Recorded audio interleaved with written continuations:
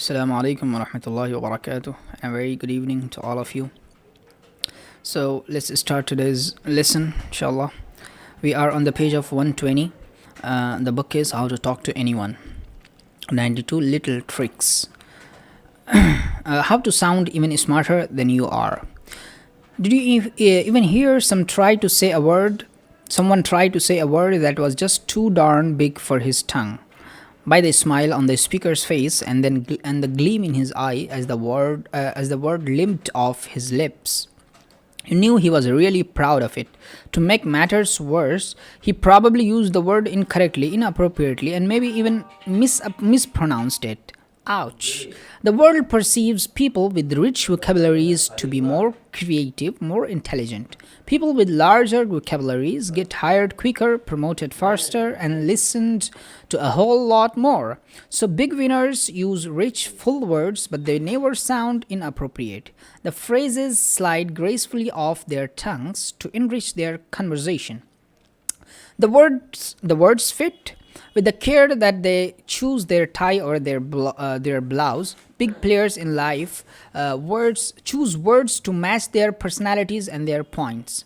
The startling good news is that the difference between respected vocabulary and a mundane one is only about 50 words. You don't need much to sound like a big winner. A mere few dozen wonderful words will give everyone the impression that you have an original and creative mind. Acquiring this super vocabulary is easy. You needn't pore over vocabulary books or listen to tapes of pompous pontificators with impossible British accent. You don't need to learn $2 words that your grandmother, if she heard, would wash out of your mouth with soap. Okay, all you need to do is think of a few tired, overworked words you use every day. Words like smart, nice, pretty, or good. Then grab a thesaurus or book of synonyms off the shelf. Look up that common word even you are bored hearing yourself utter every day. Examine your long list of alternatives.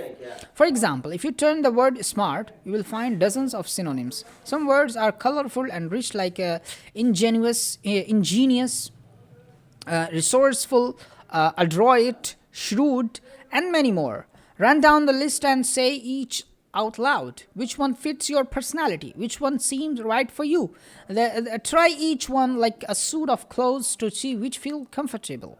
Choose a few favorites and practice saying them aloud until they become a natural staple of your vocabulary.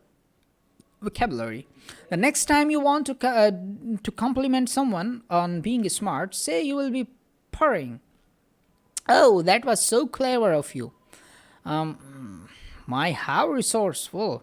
That was ingenious. Or maybe how astute of you. And now, for men only. Gentlemen, we women spend a lot of time in front of the mirror, as if you didn't know. When I was in college, it used to take me a full 15 minutes to fix myself up for a date. Every year since, I have had to add a few minutes. I am now up to an hour and a half gussying myself up for an evening out. Gentlemen, when your wife comes down the stair, all dolled up for a night out, or you pick up a lady for a dinner, what do you say? If you make no comment except, well, are you ready to go? How do you think that make lady feel? My friend Gary is a nice gentleman, and he occasionally takes me to dinner. I met him about 12 years ago, and I will never forget the first time he arrived on my doorstep for our date. He said, "Lil, you look great." I adored his reaction, right? I saw Gray a month or so later on my doorstep again. "Lil, you look great." The precise same words as the first time, but I still appreciated it.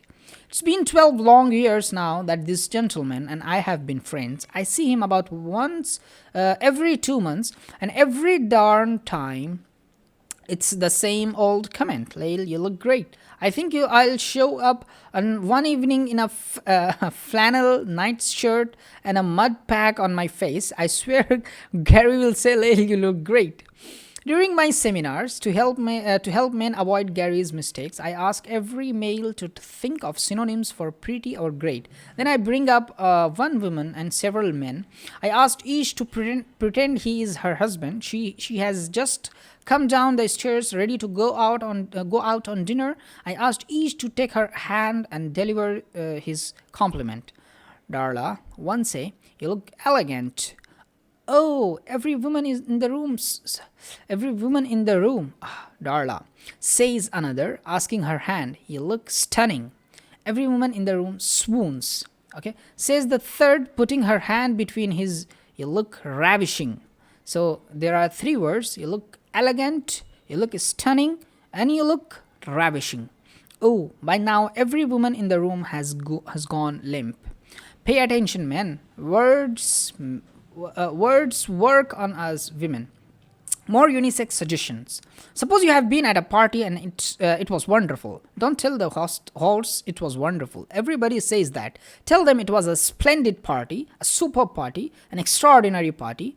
Hug the hosts and tell them you had a magnificent time, a remarkable time, a glorious time.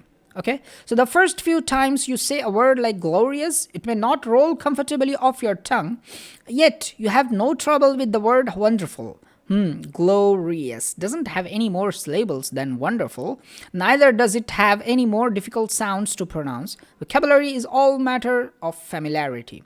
Use your new favorite words a few times, and just like breaking in a new pairs of shoes, you will be very comfortable wearing your glorious new words. So technique number 26 is your personal thesaurus. Look up some common words you use every day in the thesaurus. Then, like slipping your feet into a new pair of shoes, slip your tongue into a few new words to see how they fit. If you like them, start making permanent replacement. Remember, only 50 words make the difference between a rich, creative vocabulary and an average, middle-of-the-road one.